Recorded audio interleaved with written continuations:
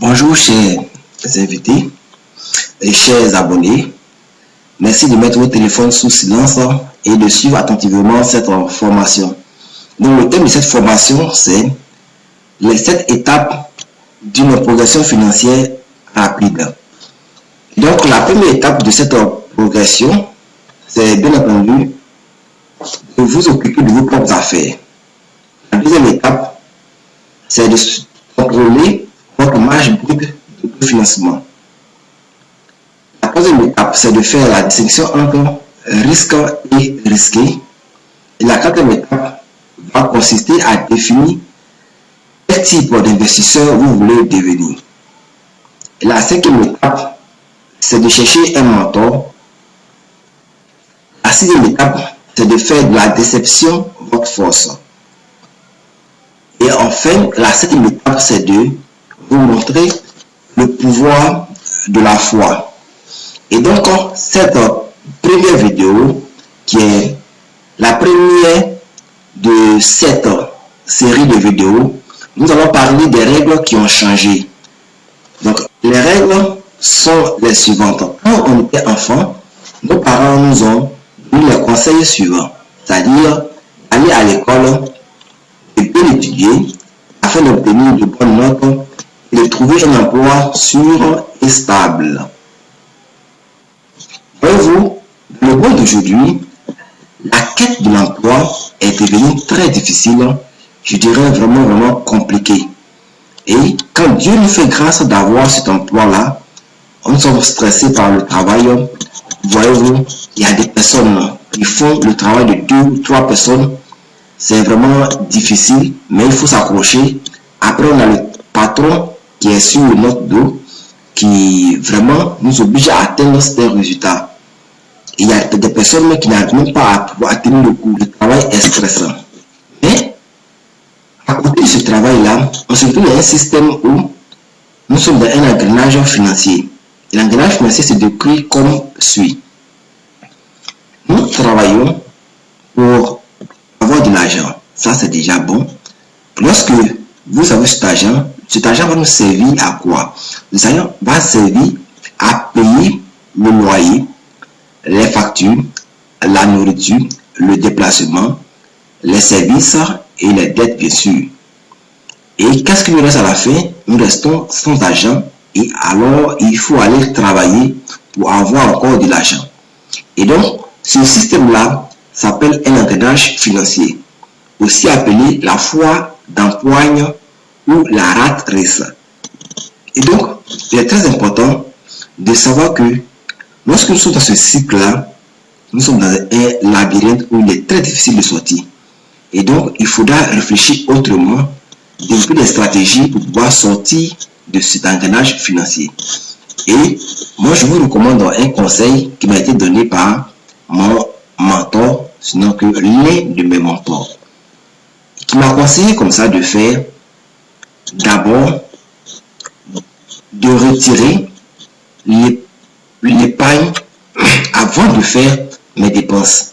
Pour être plus clair, voici la formule. Vous pouvez la noter que l'épargne doit être égale au revenu moins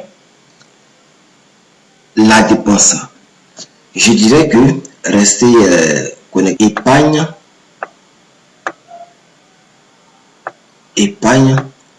est égal à votre revenu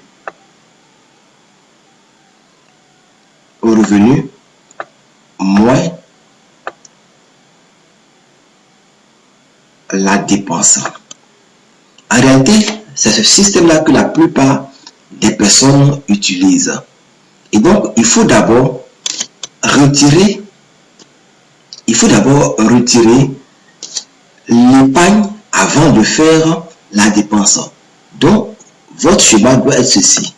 Avant de trouver la dépense, vous devez retirer de votre revenu votre épargne. C'est-à-dire que lorsque vous recevez votre chèque de paye, vous devez d'abord faire cette opération. Vous devez retirer l'épargne avant d'aller vers la dépense. Je crois que je vais refaire une autre vidéo pour bien illustrer ce concept-là. Et donc, tenir compte de cela. Donc, nous voyons maintenant, votre salaire ne peut pas vous rendre riche. Et d'ailleurs, il n'a pas été conçu pour vous rendre riche. Il a été conçu pour vous permettre de subvenir à vos besoins 30 jours et d'être obligé de travailler 30 autres jours pour être sûr d'en avoir. Et donc ça, c'est un conseil de M. Aliko Dangote, qui est l'un des hommes d'affaires les plus riches d'Afrique. Et donc, pour poursuivre, nous allons parler du cadran du cash flow. Le cadran du cash flow est un cadran édité par M. Robert Kiyosaki. Et donc, Robert nous dit que dans le monde, il y a 4 types de personnes qui contribuent à l'économie. Nous avons le côté gauche du cadran qui représente les pauvres et le côté droit du cadran qui représente les riches. Voyons en détail les 4 éléments qui constituent notre cadran. Nous avons les employés. Les employés, c'est toutes les personnes qui ont un emploi. Ensuite, nous avons les spécialistes. Les spécialistes possèdent eux-mêmes leur propre emploi. Les spécialistes créent leur emploi. Comme spécialistes, nous pouvons parler de l'avocat, des dentistes, des couturiers, des cordonniers, des personnes qui travaillent à leur propre compte.